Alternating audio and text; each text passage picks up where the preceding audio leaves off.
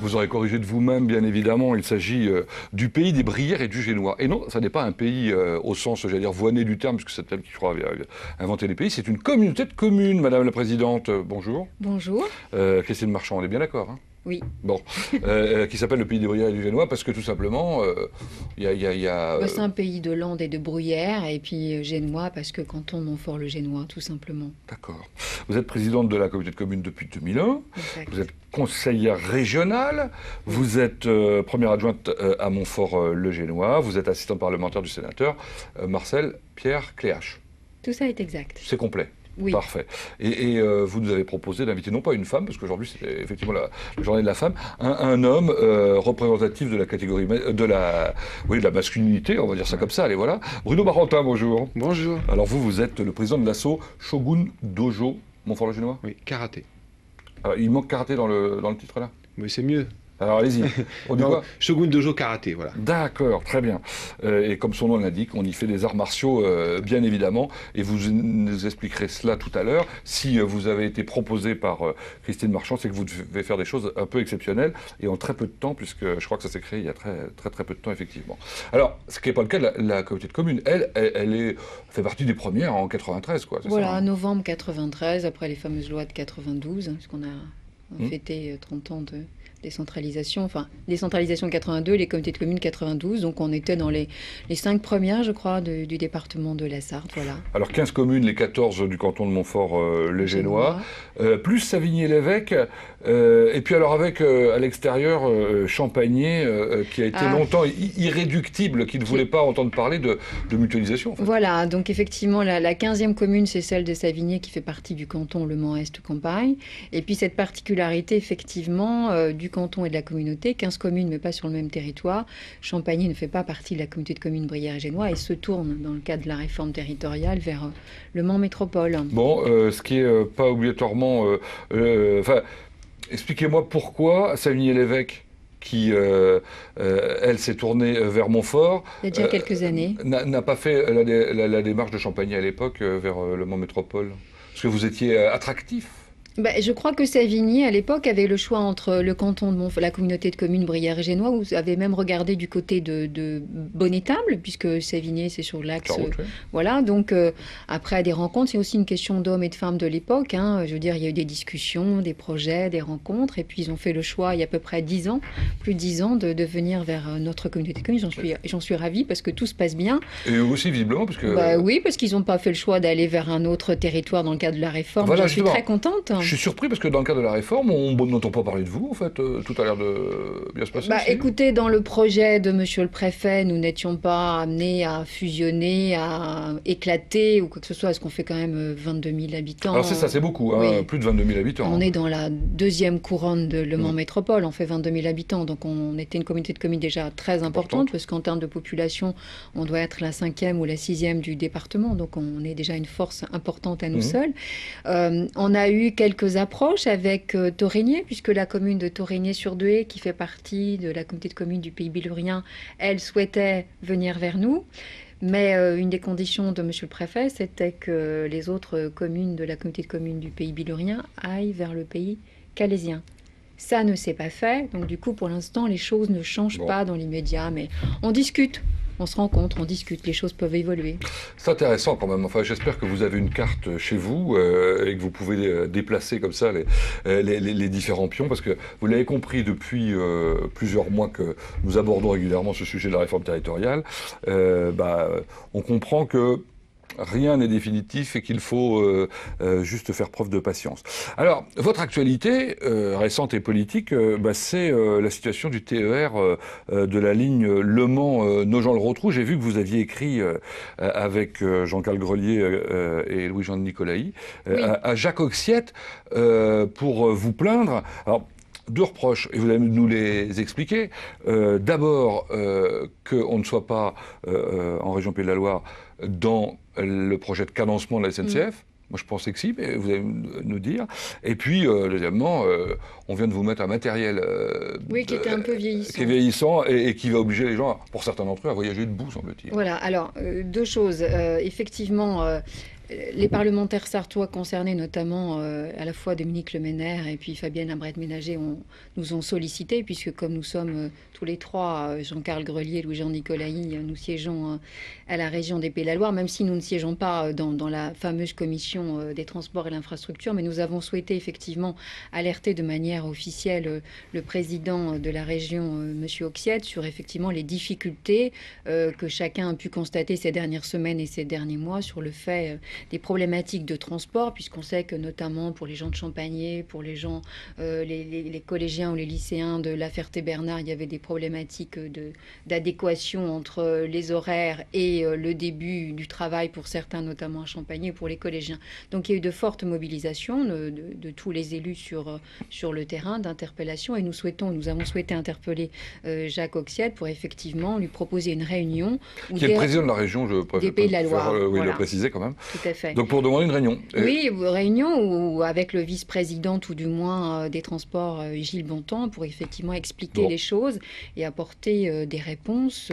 Et la réponse donc, à cette invitation, vous ne l'avez pas encore? Non, mais la lettre est très récente, donc il n'y a pas de retard. À l'EPTV, on est toujours sur la pointe de l'actu, incontestablement. Hein. Bon, très bien. On suivra ça de près, bien évidemment. Le train, ça fait partie des outils en matière de développement économique aussi qui sont importants. On peut dire que vous êtes je ne vais pas dire une communauté de communes gâtée, mais quand même, vous avez de belles zones d'activité qui se développent malgré tout. On a de belles zones d'activité, on en a 3, elles sont quasiment toutes commercialisées. Alors la Pécardière à Montfort-le-Génois... C'est une histoire ancienne, mais 5 hectares. Voilà, mais avec quand même plus d'une centaine d'emplois. Et un bâtiment d'accueil, en revanche, disponible en ce moment? Non, il n'est plus disponible. Il n'est plus. D'accord. La zone d'activité ensuite de Savigny-l'Évêque, qui s'appelle l'Épine, je crois. Voilà la ZAC de l'Épine qui fait 16 hectares. Bon. Il n'y a plus qu'un lot disponible. Ah bon? Et il est quasiment... oui. On a une option forte. Bon, et puis alors une autre zone qui, elle, j'imagine, a un destin tout tracé après l'ouverture de l'échangeur et de la sortie d'autoroute, c'est Connerré. Tout à fait. Alors là, on a une zone d'activité sur Connerré. Il y a 2 volets. Il y a un volet d'une zone d'aménagement commercial portée par une société qui s'appelle la société Chessé, où là, c'est plutôt à vocation purement commerciale. Et puis une autre zone d'activité plus artisanale. Et puis le développement, évidemment, qu'on espère tous avec l'arrivée de la sortie routière de la 11. Et puis un barreau, c'est-à-dire une liaison routière entre cette sortie autoroutière et l'ancien axe de la 23, où là, effectivement, on espère avoir un développement, sachant ça devrait être où à peu près la zone, là, enfin qu'on comprenne bien pour les gens qui sont pas habitants de votre secteur. Alors il y a 2 points. Il y a une première zone au niveau d'un giratoire qu'on a créé il y a à peu près 1 an et demi pour desservir justement la zone d'activité. C'est juste à l'entrée de Conneré avant de descendre vers l'agglomération. Et puis on a un autre axe de développement économique aussi avec la communauté de communes voisines, l'Huine sartoise justement, puisque nous avons créé un syndicat mixte ensemble pour effectivement développer une zone d'activité intercommunautaire au sortir du futur échangeur. C'est pour quand alors? Échangeur. L'échangeur, le Conseil général nous indique... C'est pas dans le projet Sarthe, hein, c'est pas écrit, noir sur blanc. Mais on a eu l'occasion dans d'autres lieux de se rencontrer où le président du Conseil général avait évoqué 2014-2015. Bon. On espère. D'accord. Fortement. Très bien. Alors je disais, vous êtes venu avec Bruno Barentin, ancien de Samouraï 2000. Oui, tout à fait. Samouraï 2000, qui est un club qui est incroyable, quoi. En France, il doit faire partie de très très beaux clubs. Ah oui, dans les 2 premiers. On va dire le premier. Peut-être le premier, oui. Avec des champions. Des champions, des grands champions. Alors c'est ce que vous avez décidé de faire à Montfort-le-Génois? Nous, on a la chance d'être issus du Samouraï, donc depuis plus de 20 ans avec Michael, que je vais présenter après. Et puis voilà, donc on avait toujours parlé, monter un club. Et en fait, le fait de venir sur Montfort, je trouve ça intéressant parce que beaucoup de gens arrêtent. Ils commencent à 16 ans jusqu'à 20 ans et après le travail, la famille, et les gens arrêtent. Donc, oui, puis ils ne reprennent pas à 60 ans en général. Hein. J'imagine. C'est plus maintenant. Et en fait, quelques-uns. Mais en fait, on a redonné goût à des gens qui habitent le secteur. Et en fait, la première année, on a fait 75 inscriptions. Et en fait, on n'a jamais bougé. Donc vous avez 4 ans et demi. Et vous avez 75 membres. Ouais, et de la première année jusqu'à aujourd'hui toujours. Et en fait, on ne peut pas forcément plus, que nous, c'est du bénévolat, donc on ne peut pas être On ne pourra pas arriver jusqu'à 150 personnes. Alors comment on arrive effectivement à trouver des adhérents et des pratiquants d'un sport qui n'est pas obligatoirement d'ailleurs considéré toujours comme un sport, parce que c'est aussi un art de vivre, enfin je sais pas, un style de vie. Alors vous avez été ceinture noire deuxième dan de karaté, enfin vous êtes, pardon. Troisième maintenant. Troisième maintenant, félicitations. Plusieurs fois champion régional par équipe, cinquième au championnat de France par équipe. Donc c'est la passion, c'est savoir décrire, savoir raconter le plaisir qu'on a à pratiquer. C'est un hobby comme beaucoup d'autres sports. Voilà, après, c'est... En fait, quand on commence, on n'arrête plus. Voilà, on va parler comme ça. Et là où on a beaucoup de problèmes aussi, c'est à trouver des ados. Les petits commencent et après, les ados, on ne les garde pas. Par contre, tous ceux qui commencent un petit peu après, en général... Bon, et puis alors j'imagine que la salle dont vous disposez maintenant va vous aider considérablement. Oui. C'est une nouvelle salle de sport qui est à Montfort-les-Génois. Juste à côté des terrains de foot, en fait, un grand gymnase énorme. Qu'on a découvert dans l'infiltré du dimanche, dont vous voyez quelques images là. 225 mètres carrés. Ouais. Bon, on voit que vous avez effectivement beaucoup de monde. C'est une salle de sport qui est municipale. Oui, tout d'accord. Oui. D'accord. La communauté de communes ne fait pas dans le sport? Elle ne fait pas dans le sport, elle fait dans beaucoup de compétences, mais elle ne fait pas encore dans les équipements sportifs ni dans les équipements culturels. Voilà. Bon, on en reparle tout à l'heure. On continue évidemment avec Bruno Barentin. Vous avez cité Michael. Michael, c'est Michael Bigot, l'entraîneur. C'est obligatoirement un point central pour l'animation d'une équipe. Voilà, donc c'est un peu la référence. Il y a beaucoup d'entraîneurs, mais des bons. Voilà, il fait partie des bons. Et cinquième dan, à son âge, il n'y en a pas beaucoup en France. À son âge, il a quel âge? 41. D'accord. Et en fait, là, il prépare son sixième dan. Donc voilà, donc lui, il a été professeur au Samouraï 2000 pendant 7 ans. Et il a notamment commencé à entraîner les gens qui ont, comme Dimitri Degnaud, qui a été champion du monde. Donc voilà, il a commencé avec Michael. Et puis, alors bouche-à-oreille, après, a fait que beaucoup de gens qui nous connaissent sont venus. Et voilà. Alors vous avez des particularités. Le Shotokan, c'est quoi? Karaté Shotokan, donc la main. Shotokan, pardon. Shotokan, c'est la main. Oui. C'est quoi? Avant le karaté, par exemple, se pratiquait toujours main ouverte. Maintenant, pour éviter les blessures, c'est point fermé. Donc voilà. Donc c'était.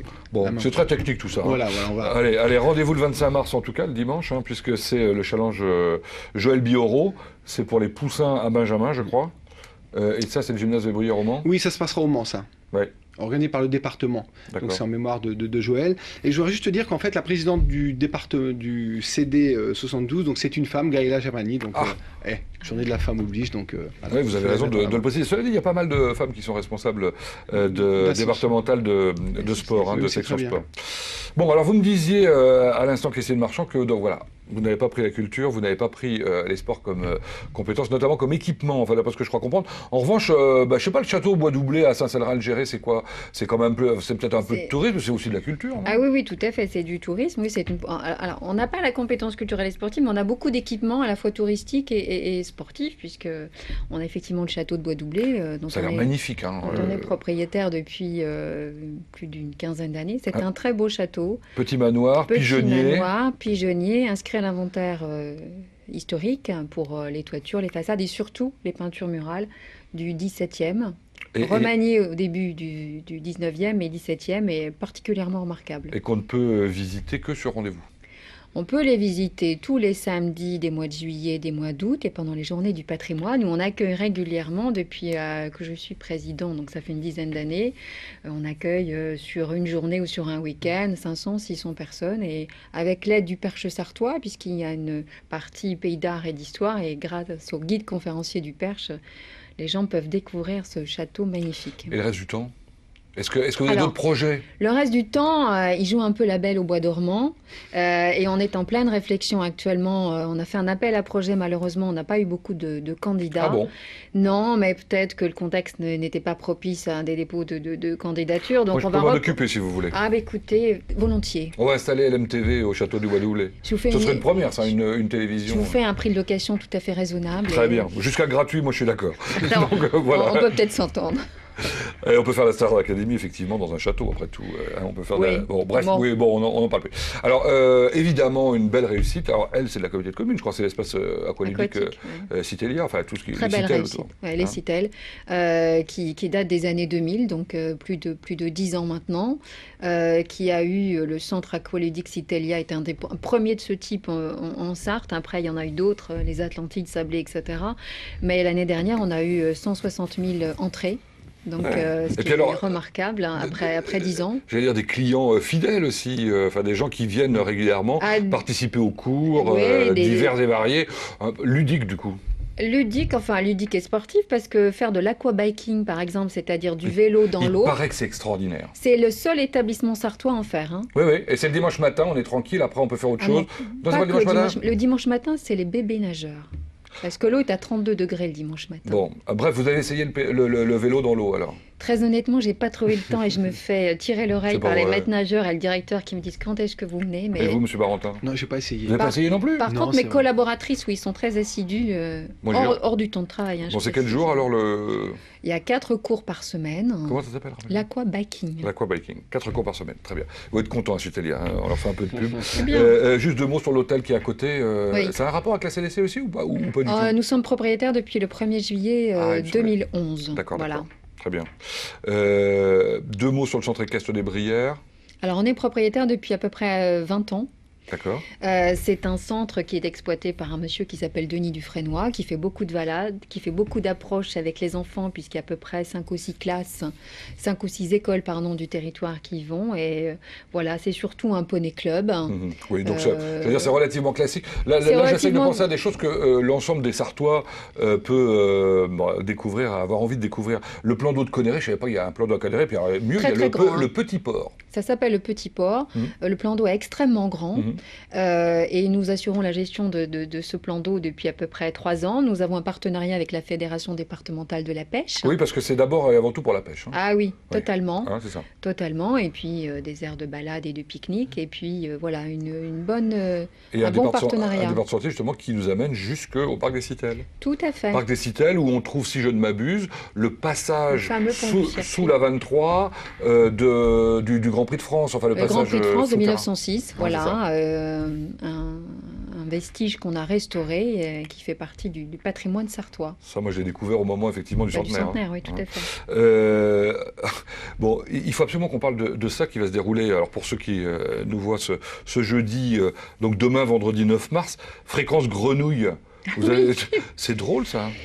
C'est parce que dans cette entité du parc des Citelles, on a beaucoup de choses. On a le centre aqualudique, on a un parc de loisirs et de détente qui fait 7 hectares, et on a une zone naturelle, ce qu'on appelle une ZIEF, une zone naturelle d'intérêt faunistique et floristique. Joli comme nom. Voilà. Et on a un partenariat avec le conservatoire, l'ancien conservatoire du patrimoine naturel sartois, qui est maintenant le CENS. Et donc, dans le cadre de ces animations, on a une soirée Fréquence Grenouille. C'est la 2e édition. Et l'année dernière fois, on avait quand même eu à peu près 60 personnes. Donc, il y a une partie un peu thématique. Et après, on va dans la zone naturelle essayer de voir et d'entendre les grenouilles. On ne les chasse pas. Bon, on est gentil avec elles. On ne les mange pas, surtout, évidemment. Non plus. Et évidemment, bon, je sais pas, on n'aura pas tout dit. C'est sûr, mais l'important, c'est de donner envie de s'inscrire chez vous. Alors, ça s'appelle Shogun Dojo Karaté. Voilà. Pourquoi karaté? Parce qu'après, peut-être, on ouvrira pour faire autre chose, mais pour l'instant, c'est karaté. Et le site internet, c'est shogundojo.org. Voilà, vous savez tout. Merci à l'un et à l'autre d'être venus nous présenter avec passion vos activités. La semaine prochaine, après avoir découvert ensemble depuis 3 ans les cantons, les villes, les communautés de communes, on n'a pas encore tout à fait terminé d'ailleurs, bientôt encore quelques-unes, un spécial département de la Sarthe la semaine prochaine. Eh oui, entièrement consacré au département, avant les pays dans Intensément Sarthe. Bonne semaine à vous.